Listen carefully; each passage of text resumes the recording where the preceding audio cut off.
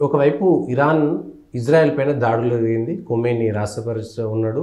ఒకవైపు నెతన్యాహు కూడా బంకర్లో దాక్కున్నటువంటి వార్తలు వస్తున్నాయి. ఇరాన్ వైపు రష్యా ఉందని, ఇజ్రాయెల్ వైపు అమెరికా ఉందనేది. ఈ వార్తల నేపథ్యంలో ఇది ప్రపంచ యుద్ధంగా మారుతుందా?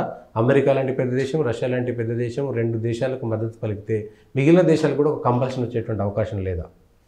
ఇప్పుడు ఇక్కడ ఇజ్రాయెల్ ప్రధాని బంకర్లో ఏం దాక్కోలేదు. అది మొట్టమొదటి అంశం. ఆ వార్తలు ఏవైతే వస్తున్నాయో అవి కరెక్ట్ ఏమీ కాదు. ఓకే. మిసైల్స్ అనేవి వస్తున్నప్పుడు ప్రోటోకాల్ ప్రకారం వాళ్ళ దేశస్తులందరికీ ఒక ప్రోటోకాల్ ఉంటుంది. ఎవరు ఎక్కడ ఉండాలి, వాళ్ళు ప్రతి ఇంట్లో ఎవరు ఏ డెసిగ్నేటెడ్ ప్లేస్కి వెళ్ళాలి, ఎలా సురక్షితంగా ఉండాలి అనేది. అది జపాన్లో కూడా ఎర్త్క్వేక్కి సంబంధించి ఒక ప్రోటోకాల్ ఉంటుంది. అట్లనే ఇజ్రాయెల్ నిరంతరం పోరాటంలో ఉండే దేశం కాబట్టి వాళ్ళకు ఒక ప్రోటోకాల్ ఉంటుంది. ఆ ప్రోటోకాల్ ప్రకారం వాళ్ళు ప్రవర్తిస్తూ ఉంటారు. కానీ ఇరాన్ సుప్రీం అధినేత ఎవరైతే అలీ ఖుమైనీ ఎవరైతే ఉన్నారో ఆయన సురక్షిత ప్రాంతానికి తరలి వెళ్ళాడనేది అది సత్యం. ఓకే. ఎందుకు సత్యం? అది వాళ్ళల్లో ఏం భయం ఉంది అనేది నిన్న ఖతార్ ఎయిర్వేస్, ఏదైతే ఖతార్ దేశానికి సంబంధించిన ఎయిర్వేస్ ఉందో ఆ ఎయిర్వేస్ ఒక ఆదేశాన్ని జారీ చేసింది. ఆదేశం ఏంటంటే ఖతార్ ఎయిర్వేస్లో పేజర్లు, వాకీటాకీలు ఇటువంటి పరికరాలని లోపలికి తీసుకురావడం, విమానం లోపలికి అనుమతించరు. ఖతారే ఎందుకు ఈ ఆదేశం ఇచ్చింది, ఎమిరేట్స్ ఎందుకు ఇవ్వలేదు, సౌదీ అరేబియా ఎయిర్లైన్స్ ఎందుకు ఇవ్వలేదు అని అంటే ఖతార్ మీద వీళ్ళందరికీ ఒక రకమైన కోపం ఉంది. అది సౌదీ అరేబియా కావచ్చు, యుఏఈ కావచ్చు, ఒమన్ కావచ్చు, వీళ్ళందరూ ఒకానొక సందర్భంలో ఖతార్ని ఇస్లామిక్ ఆర్గనైజేషన్ నుంచి బహిష్కరించారు గల్ఫ్ దేశాల కోఆపరేషన్లో. సో ఇది బేసిక్గా ఇజ్రాయెల్కి వ్యతిరేకంగా బయటికి కనిపించకపోయినా పనిచేస్తున్న దేశాలన్నింటిలోనూ ఏదైతే లెబనాన్లో హిజ్బుల్లా విషయంలో పేజర్ల దాడి జరిగిందో ఆ తర్వాత ఎవరిని నమ్మే పరిస్థితుల్లో లేరు. ఇరాన్ అధ్యక్షుడికి కూడా దిక్కులేని పరిస్థితి అన్న వార్తలు వస్తున్నాయి. అందువల్ల ఆయన సురక్షిత ప్రాంతానికి పోయాడనేది సత్యం. సురక్షిత ప్రాంతానికి వెళ్ళి వచ్చిన వ్యక్తి శుక్రవారం చాలా అరుదుగా ఆయన శుక్రవారం ప్రార్థనలో పాల్గొంటాడు ప్రజల మధ్యలో. అటువంటిది మొట్టమొదటిసారి పాల్గొని మేము ఇజ్రాయెల్ని ఇది చేస్తామని చెప్పి మాట్లాడడం మొదలుపెట్టాడు. ఇదే సందర్భంలో ఇరాన్ ఏం చేసిందంటే ఇరాన్ ప్రత్యక్ష యుద్ధానికి దిగనన్న సంకేతాన్ని ఖతార్ ద్వారా అమెరికా అధ్యక్షుడికి పంపించింది. ఓకే. ఈ విషయంలో మీరు ఇజ్రాయెల్కు కూడా నచ్చజెప్పండి, ప్రత్యక్ష యుద్ధానికి మేము దిగము అని చెప్పి ఇరాన్ చెప్పింది. ఇజ్రాయెల్ ఆ విషయాన్ని పూర్తిగా అంగీకరించకపోయినా ఆ విషయం ఇజ్రాయెల్కు కూడా చేరింది. ఇది కొంత అధికారికంగా ధృవీకరించకపోయినా ఆ సమాచారం ఉందనే విషయము అందరికీ తెలుసు. కానీ ఇక్కడ ఇరాన్ చేస్తున్నది ఏంటంటే ఈ రెసిస్టెన్స్, ఇస్లామిక్ రెసిస్టెన్స్ ఏదైతే పేరు మీద వీళ్ళు దీని మీద ఈ ఇరాన్ ఒక గ్రూపుల్ని తయారు చేసిందో, ముఖ్యంగా సిరియా లెబనాన్లో హిజ్బుల్లా, అక్కడ హమాస్, యమన్లో హోతీసు, ఇరాక్లో కూడా ఈ రెసిస్టెన్స్ యాక్సిస్ సంబంధించిన ఒక గ్రూపు. ఎందుకంటే ఇరాక్లో షియాలు ఎక్కువ సంఖ్యలో ఉన్నారు. షియాల పవిత్ర స్థలమైన కర్బలా కూడా ఇరాక్లో ఉంది. అందుకనే మొన్న ఇరాక్ నుంచి రాకెట్ దాడులు జరిగాయి ఇజ్రాయెల్ మీద. ఆ గ్రూపును కూడా ఇరాన్ యాక్టివేట్ చేసింది. అంటే మేం ప్రత్యక్షంగా యుద్ధానికి దిగం, అట్లా అని చెప్పి వీటిల్ని మేము నియంత్రించే పరిస్థితుల్లో లేవు. ఇది దొంగాట మనతో పాకిస్తాన్ ఎప్పటి నుంచో ఆడుతోంది, మా ప్రమేయం లేదు కార్గిల్ యుద్ధంలో కూడా. సరే, ప్రపంచానికంతా తెలుసు ఇరాన్ ప్రమేయం ఉందా లేదా. వీళ్ళ దగ్గరికి ఇప్పుడు హిజ్బుల్లా దగ్గర బ్యాలిస్టిక్ మిసైల్స్ ఎక్కడి నుంచి వస్తాయి? హిజ్బుల్లాకి అంత రీసెర్చ్ ఉందా? లేదు. ఎవరో ఒకళ్ళు సప్లై చేయాలి. ఎవరు సప్లై చేస్తున్నారు? ఇరాన్ సప్లై చేస్తోంది. హౌతీస్ దగ్గర అన్ని బాలిస్టిక్ మిసైల్స్ ఎక్కడి నుంచి వస్తాయి? ఇరాన్ సప్లై చేస్తోంది. ఈరోజు ఇరాక్ నుంచి బాలిస్టిక్ మిసైల్స్ ఇజ్రాయెల్ మీద పడితే ఎవరు సప్లై చేశారు? ఇరాన్ సప్లై చేసింది. సో ఈ విషయంలో ఒక స్పష్టత ఇజ్రాయెల్కి ఎప్పటి నుంచో ఉంది. ఇజ్రాయెల్కే కాదు, ప్రపంచానికంతా ఉంది స్పష్టత. ఇరాన్ నేరుగా యుద్ధం చేయదు. ఎందుకంటే ఇరాన్ నేరుగా యుద్ధం చేసే పరిస్థితులు లేవు. ఒకటి, ఆర్థిక పరంగా చాలా చితికిపోయిన దేశం శాంక్షన్ల కారణంగా. రెండవది, ఇరాన్ దగ్గర ఉన్న మిలిటరీ హార్డ్వేరు ఇజ్రాయెల్ మిలిటరీ హార్డ్వేర్తో పరిశీలిస్తే చాలా పాతది. ఓకే. ఇరాన్ దగ్గర కూడా F-14s ఉన్నాయి, కానీ ఆ F-14s ఎప్పుడు 50 ఏళ్ల క్రితంవి. ఇజ్రాయెల్ దగ్గర ఈరోజు లేటెస్ట్ ఫైటర్ జెట్స్ ఉన్నాయి, స్టెల్త్ ఫైటర్ జెట్స్ ఉన్నాయి. వాటితో పోటీ పడే పరిస్థితి లేదు. అందువల్ల ఇరాన్ నేరుగా ఎప్పుడు యుద్ధానికి దిగే పరిస్థితి లేదు. ఈ రెసిస్టెన్స్ యాక్సెస్ ఏదైతే ఉందో ఈ యాక్సెస్ ద్వారానే ఇజ్రాయెల్ మీద పడి దాడి చేస్తూ ఉంటుంది. సో ఈ రెసిస్టెన్స్ యాక్సెస్లో ఫస్ట్ హమాస్ని ఇజ్రాయెల్ ఈరోజు ఆల్మోస్ట్ ఆల్ తుడిచిపెట్టేసింది. హిజ్బుల్లా మీద పడింది. ఇప్పుడు హోతీస్ కాస్త దూరంగా ఉన్నారు కాబట్టి ఇంకా హోతీస్ దాకా రాలేదు, హిజ్బుల్లా మీద పడింది. హిజ్బుల్లాలో ఈరోజు వాళ్ళు వరుసగా నసరుల్లాని చంపిన తర్వాత ఎవరైతే కొత్త అనుకున్నాడో వాడిని చంపేశారు, ఆ తర్వాత అనుకున్నారో వాడిని చంపేశారు, ఆ తర్వాత అనుకున్నోడిని కూడా చంపేశారు, వాడి జాడ దొరకట్లేదని చెప్పి ఈరోజు హిజ్బుల్లా ప్రకటించింది. ఈ మొత్తం నేపథ్యంలో ఇరాన్లో కానీ లెబనాన్లో కానీ ఇంకెక్కడైనా కానీ ప్రతి చోట మొసాద్ ఉంది అన్న భయం వీళ్ళల్లో వచ్చేసింది. ఆ భయంనికి ప్రతీకే ఈరోజు ఖతార్ కూడా తన విమానాల్లో వీళ్ళని అలో చేయము అన్న స్టేట్మెంటు ప్రకటన ఇవ్వాల్సి వచ్చింది. ఈ పేజర్లని వీటి పేజర్లే ఎందుకు అలో, మొబైల్ ఫోన్లు కూడా పేలవచ్చు కదా.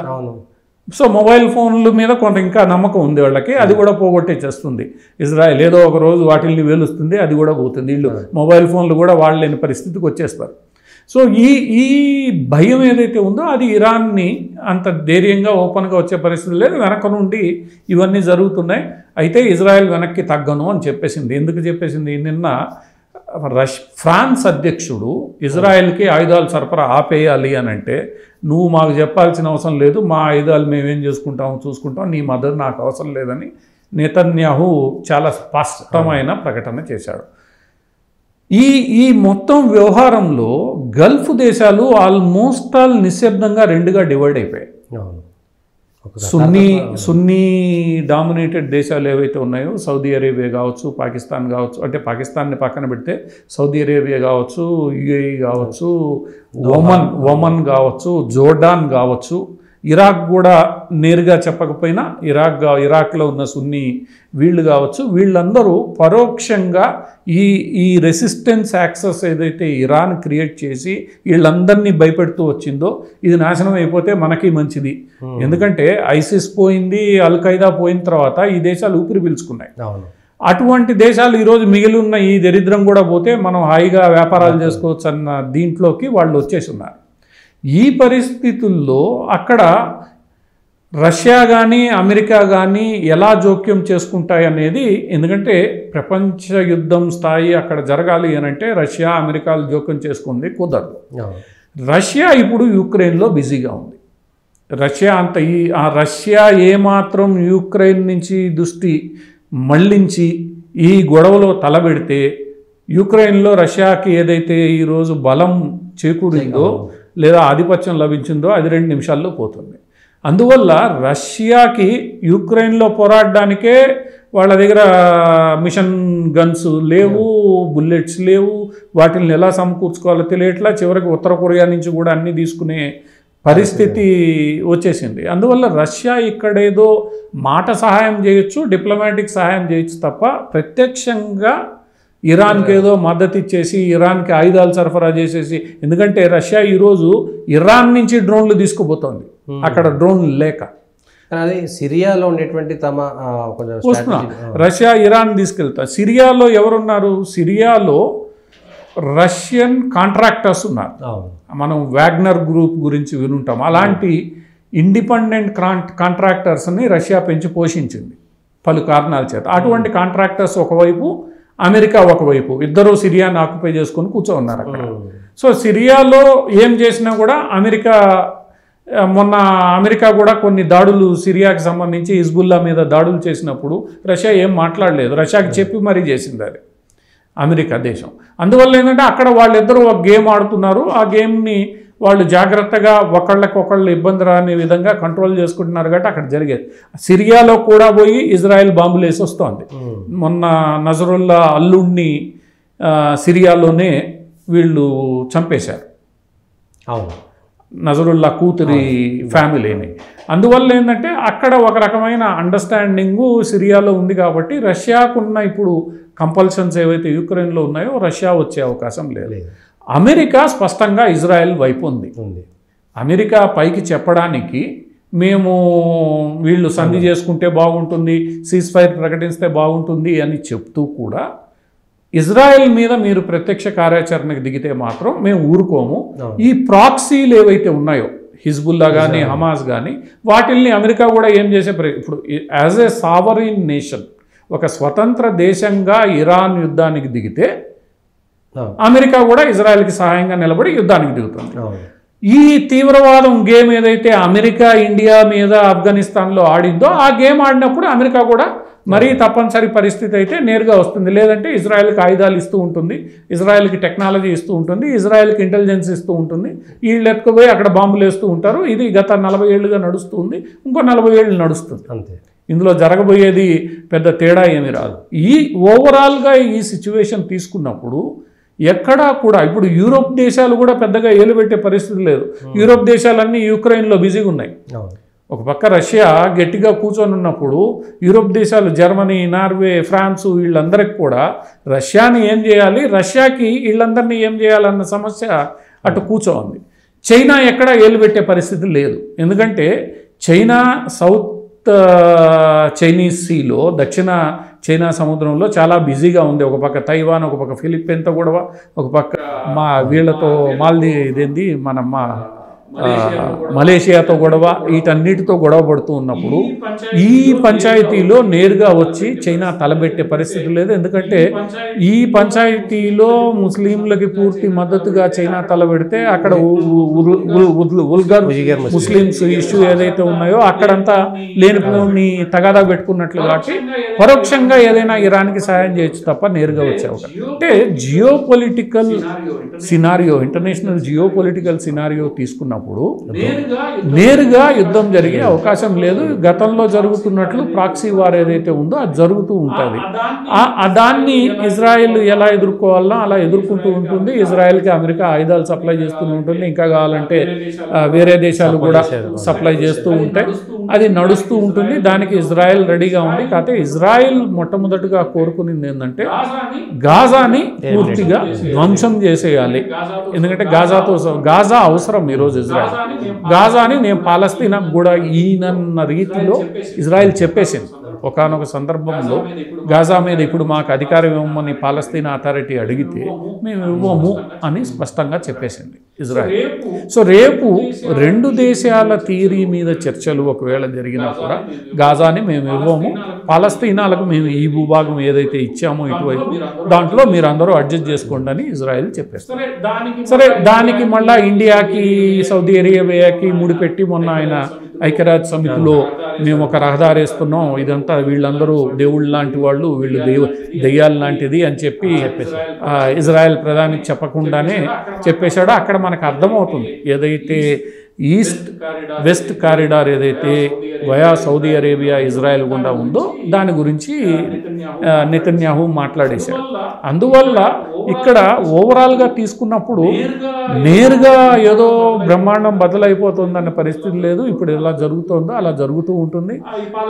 ఈ పాలస్తీనీకి మద్దతుగా వాడు ఐక్యరాజ్య సమితి జనరల్ సెక్రటరీ నుంచి నేను దేశానికే రానియమని చెప్పేసింది ఇజ్రాయెల్ వాడు, ఐక్యరాజ్య సమితి జనరల్ సెక్రటరీ. ఇట్లా మాట్లాడుతూనే ఉంటారు, వామపక్షవాదులు మాట్లాడుతూనే ఉంటారు. అందరూ కమలా హ్యారిస్ అయితే మరీ ఇబ్బందికరమైన పరిస్థితి, ఇజ్రాయెల్కి వ్యతిరేకంగా మాట్లాడలేదు, అట్లానే ఆమె పూర్తిగా అనుకూలమో కాదో కూడా తెలియని పరిస్థితి. ఇటువంటి పరిస్థితుల్లో అక్కడ అంత భయంకరమైన యుద్ధం రాదు. రేపు ఇజ్రాయెల్ కూడా 4 విమానాలని పంపించి ఇరాక్ మీదనో ఇరాన్ మీదనో బాంబులు వేసిన గతంలో వేసింది. అప్పుడు యుద్ధాలు రాలేదు, ఇప్పుడు వేస్తుంది. ఇప్పుడు కొద్ది సంవత్సరాల పాటు నడుస్తూ 50 ఏళ్ళుగా నడుస్తుంది, ఇంకో 20 ఏళ్ళు నడుస్తుంది. అక్కడ ఇరాన్ని దెబ్బ కొట్టాలన్న ఒక వ్యూహం ఏదైతే ఉందో గల్ఫ్ దేశాలు సపోర్ట్ చేస్తున్నాయి, అందరూ చేస్తున్నాయి. మరి ఆ వ్యూహంలో వీళ్ళందరూ ఎంత జాగ్రత్తగా విజయవంతం అవుతారో దాంతో గల్ఫ్ ప్రాంతంలో తీవ్రవాదం అనేది, మొన్నటిదాకా సున్నీ తీవ్రవాదం గురించి మాట్లాడిన వాళ్ళు ఈరోజు షియా తీవ్రవాదం ఏదైతే ఉందో అది కూడా పూర్తిగా మట్టుబెట్టగలిగితే ఆ రీజియన్లో కాస్త శాంతి నెలకొంది.